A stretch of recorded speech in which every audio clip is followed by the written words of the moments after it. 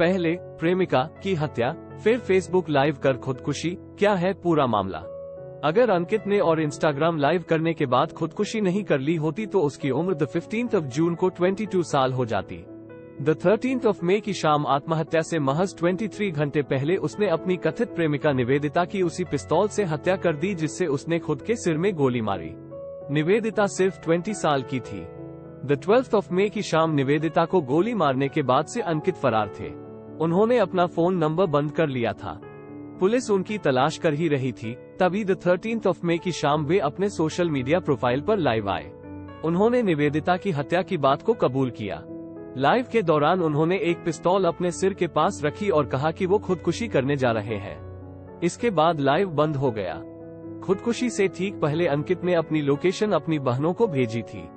उनके परिवार वाले भी ये लाइव देख रहे थे, लिहाजा उन लोगों ने रांची पुलिस से संपर्क कर यह लोकेशन शेयर कर अंकित को बचाने की गुजारिश की। पुलिस भी इस सूचना के बाद तत्काल तत्पर हुई, लेकिन मौके पर पहुंचने से पहले ही अंकित ने अपने सिर में गोली मार ली थी। पुलिस ने रांची के कोकर इलाके के उस लोकेशन से खून से लथपथ अंकित का शव बरामद किया। वे अपने 7 भाई बहनों में सबसे छोटे थे। अंकित और निवेदिता के पैतृक गांव बिहार के नवादा जिले के 2 अलग अलग थाना क्षेत्रों में थे, लेकिन नवादा शहर में उनके घर आसपास थे। उनकी जातियां अलग थी और सामाजिक हैसियत भी। निवेदिता रांची के इक्फाई यूनिवर्सिटी में बीबीए की छात्रा थी।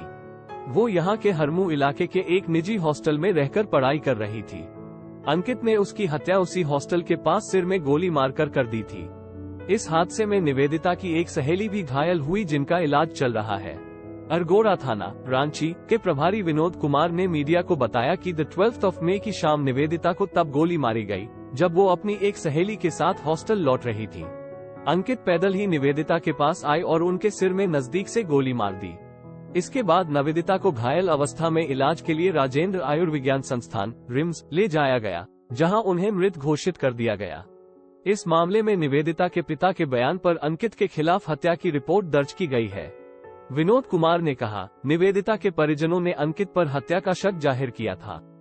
हमें भी अपनी शुरुआती जांच में सीसीटीवी फुटेज के आधार पर इसके साक्ष्य मिले थे, इसलिए हमने उनकी गिरफ्तारी के लिए अपनी एक टीम नवादा भेजी थी। इसी बीच द 13 मई की शाम हमें अंकित के फेसबुक लाइव की सूचना मिली। पुलिस की टीम ने उनका लोकेशन खोजा। हमने वहां से अंकित की खून से लथपथ लाश और हथियार बरामद की। शुरुआती जांच से ये खुदकुशी का मामला लगता है। आगे की जांच के लिए फोरेंसिक और टेक्निकल टीमों की भी मदद ली जा रही है। दोनों ही शवों का पोस्टमार्टम कराने के बाद उन्हें उनके परिजनों को सौंप दिया गया है। निवेदिता के शव का पोस्टमार्टम द 13 मई और अंकित के शव का पोस्टमार्टम द 14 मई को कराया गया। दोनों ही रिपोर्टों में मौत की वजह बुलेट इंजरी बताई गई है। अंकित के चचेरे भाई सनोज यादव ने बीबीसी को बताया कि निवेदिता के रांची शिफ्ट हो जाने के बाद अंकित भी उनके हॉस्टल के पास ही किराए के मकान में रहने लगे थे। वहां भी निवेदिता का आना जाना था। सामने आई जानकारी के मुताबिक दोनों के बीच साल 2019 से ही प्रेम संबंध थे।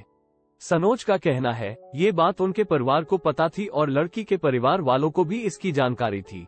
हाल ही में कुछ वजहों से दोनों की बातचीत बंद हुई और फिर ये दुखद घटना घट गई। निवेदिता के पिता सिद्धेश्वर प्रसाद ने भी दोनों के बीच के संबंधों की बात स्वीकार की और कहा कि उनकी बेटी ने अंकित से बातचीत बंद कर दिया था। इस कारण अंकित उसे तंग करने लगा था। वो कहते हैं, आखिर में उसने मेरी बेटी की हत्या कर दी, मेरा सब कुछ बर्बाद कर दिया। मुझे अपने लिए इंसाफ की उम्मीद है। मीडिया से बातचीत के बाद सिद्धेश्वर प्रसाद ने रांची में ही निवेदिता का अंतिम संस्कार किया। इसके बाद घर लौटते वक्त पुलिस ने फोन कर उन्हें अंकित की खुदकुशी की सूचना दी। इस घटना को लेकर पूर्व मुख्यमंत्री और बीजेपी विधायक दल के नेता बाबूलाल मरांडी ने सरकार की आलोचना की है। उन्होंने ट्वीट कर कहा, रांची के पौष इलाके में दिन दहाड़े की गई युवती की हत्या साबित करती है कि राज्य में कानून व्यवस्था की हालत ठीक नहीं है। आए दिन बेटियों पर अत्याचार की खबरें सामने आती है, लेकिन मुख्यमंत्री जी को इससे फर्क नहीं पड़ता। Thanks for watching.